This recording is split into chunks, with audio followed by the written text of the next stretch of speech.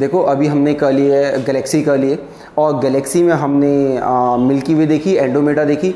अब बस हमने ना एक चीज़ देखनी है, बर्थ ऑफ स्टार या लाइफ साइकिल ऑफ स्टार। जैसी लाइफ साइकिल ऑफ स्टार देखेंगे ना, ये पूरा प्रोसेस हमारा कंप्लीट हो जाएगा यूनिवर्स से लेके जो हम यहाँ तक चले थे। ठीक है, तो अब हम देखेंगे। अच्छा, मैं एक पूरा ग्राफ बनाऊंगा, उस ग्राफ से बहुत इजीली समझ में आ जाएगा कि किस तरीके से लाइफ साइकिल ऑफ स्टार होता है। तो बहुत ज़्यादा लिखना भी नहीं पड़ेगा, इजीली समझ में आ जाएगा। तो देखो बना देता हूँ मैं। ये तारक मध्य दिव्य क्या है? धूल कण इनके बादल हैं, और इनमें क्या होता है कि देखो ऊपर स्पेस में सारी तरीके की गैसेस हैं। अच्छा, होता क्या है कि अलग अलग जगहों पे वो अलग अलग तरीके से कॉन्सेंट्रेट होती हैं। पूरी यूनिवर्स घूम रहा है, हवाएं भी चल रही हैं। होता क्या है कि कुछ जगहों पे हाइड्रोजन और हीलियम आपस में कोलाइड करने लगते हैं, उनमें चमक आ जाती है। और जब ये सारा प्रोसेस होता है तो इनमें ग्रेविटी आने की वजह से ये सारे के सारे डस्ट और गैसेस के जो पार्टिकल्स हैं ये पास आने लगते हैं, और इसी से क्या होता है? बर्थ ऑफ स्टार होगा। लेकिन ये जो पहले वाला प्रोसेस है इसको बोलते हैं तारक मध्य दिव्य। ये वह चीज है जिससे तारे का जन्म होता है। ठीक है, और इसी को बोल दिया जाता है नेबुला।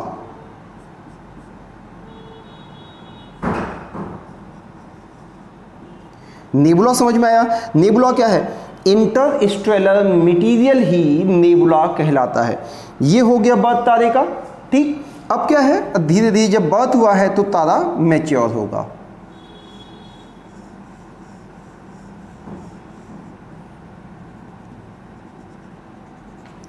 ये तारा क्या हो गया? तारा हो गया है मैच्योर। अब ये एक प्रॉपर स्टार कहलाएगा। बर्थ हुआ, ये बर्थ वाले को हम सिंपल ऐसे भी दिखा सकते हैं। ये तारे का बर्थ होगा। देखो ये सारी चीज़ें कॉन्सेंट्रेट होंगी, ग्रेविटी आएगी, तो ग्रेविटी आने की वजह से कुछ ऐसा हो जाएगा, और फाइनली तारा कुछ हमारे सामने ऐसे आ जाता है। अब देखो इसमें है क्या? अब हमें यहाँ पे एक दो चीज़ों का खास ध्यान रखना है। हर एक तारे में मास होता है। मास कितना होगा उसके लिए देखो, एक चंद्रशेखर हैं, साइंटिस्ट हैं जिन्होंने हमें चंद्रशेखर लिमिट के विषय में बताया है। तो थोड़ा पहले मैं चंद्रशेखर लिमिट एक्सप्लेन कर दूं, फिर इसका पूरा लाइफ साइकिल बताता हूं। तो देखो है क्या?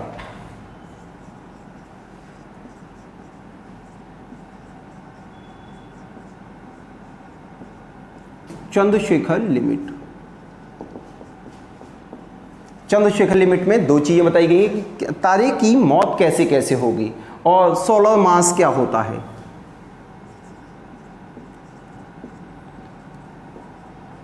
सोलर मास क्या है? देखो तारे का बर्थ हो गया, इसका मास भी होगा। अगर इस स्टार का मास 1.44 से ज्यादा है, ग्रेटर देन 1.44, अब क्या होगा? देखो अब ये कुछ इस तरीके से एक बड़े तारे में बदल जाएगा।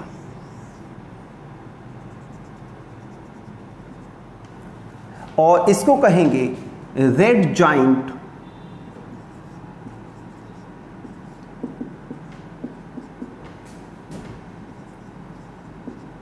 यानी लाल दानव तारा।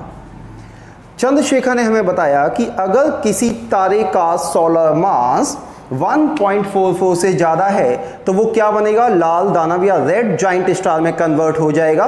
उसके मरने का प्रोसेस अलग है, उस तारे का मरने का प्रोसेस अलग होगा जिसका सोलर मास 1.44 से कम है। अगर हम मान लेते हैं कि इसका सोलर मास 1.44 से कम है तो कंडीशन क्या होगी? देखो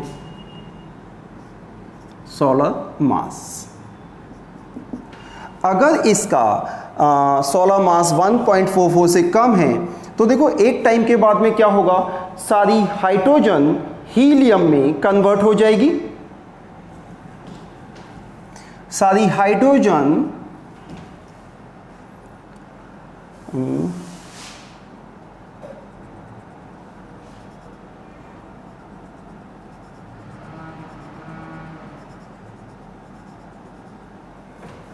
अगर सोलर मास 1.44 से कम है तो देखो तारे में प्रकाश के लिए जो जिम्मेदार चीजें हैं, एक है हाइड्रोजन,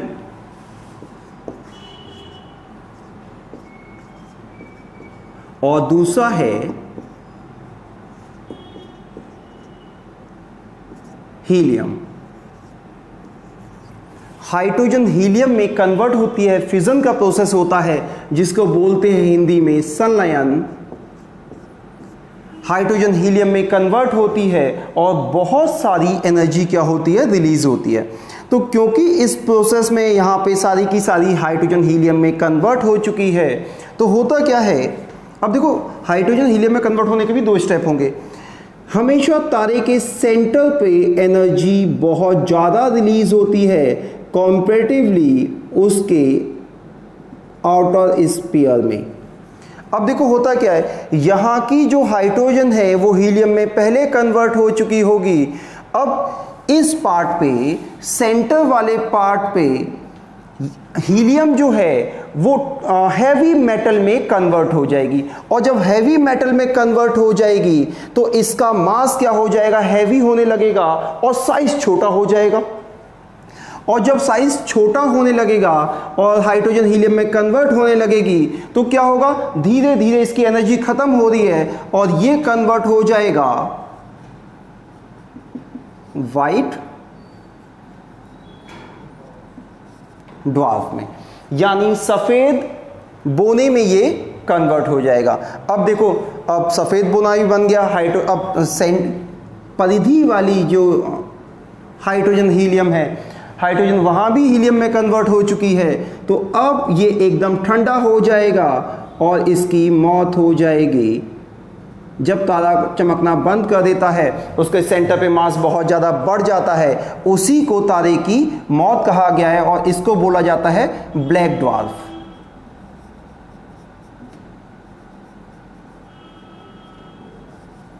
यानी कि अगर किसी तारे का मास 1.44 से कम है तो उसकी मौत कैसे होगी, ब्लैक ड्वार्फ के तौर पे। अब ये पिंड के तौर पे पूरे ब्रह्मांड में घूमता रहेगा, अपनी चमक ये खो चुका है। ठीक है, अगर तारे का सोलर मास 1.44 से ज़्यादा है तो अब वो किस में शिफ्ट हो गया है, लाल दानव तारे में। अब देखो, लाल दानव तारे के बाद में अगली स्टेज जो बनेगी वो कौन सी बनेगी,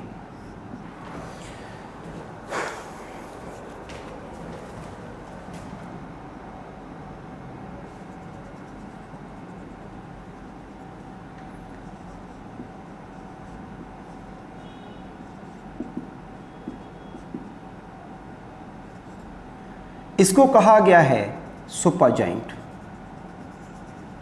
लाल दानव तारा किस में बदल जाएगा, सुपर जाइंट में बदल जाएगा।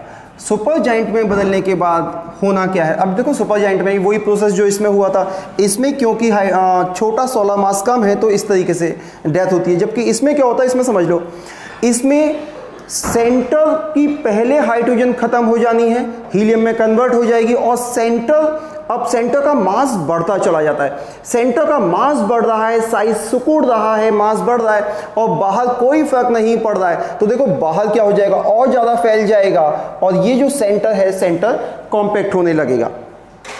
ठीक, इसके बाद यहां पे एक सुपरनोवा होगा,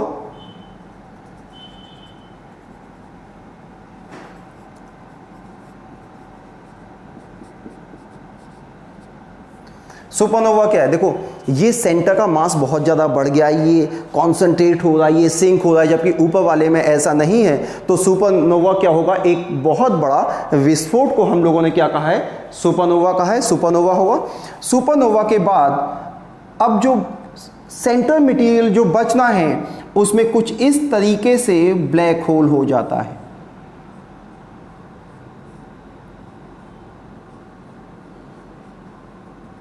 ये है ब्लैक होल।